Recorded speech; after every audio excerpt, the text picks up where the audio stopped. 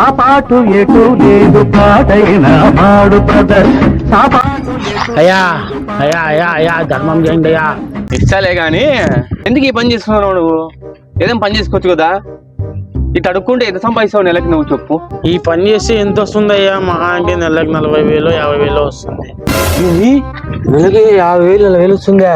అంతే అయ్యా, ఏం చేస్తాం ఇంకా. నేను ఇంత చదువు చదివి సాఫ్ట్వేర్ కంపెనీలో జాబ్ చేస్తే నెలకి 25,000 30,000 ఇస్తారు నాకు.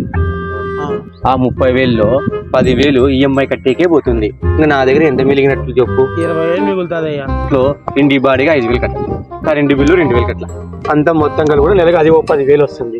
నా దగ్గర ఎంత మిగిలినట్లా? 10,000 మిగులుతుంది అయ్యా. ఆ 10,000లో ఇంట్లో సరుకులకి కాయగూరలకి ఒక 8,000 అయిపోతుంది. ఇంకెంత మిలిగింది? 2,000 రూపాయలు మిలిగింది.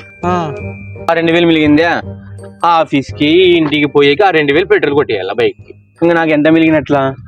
ఏంది మిగల్లే? 0. భిక్షం నేను నీకెయ్యాలనా నువ్వు నాకెయ్యాలనా? ఇక 500 తీసుకొని బిర్యానీ తిని పోయింది. ఎట్లా బతుకుతారో ఏమో ఈ సాఫ్ట్వేర్ వాళ్ళు. ఛానల్ ని సబ్స్క్రైబ్ చేయొచ్చు కదా. మళ్ళా అడుగుతున్నా, నేను సిగ్గు లేకుండా అడుగుతున్నా.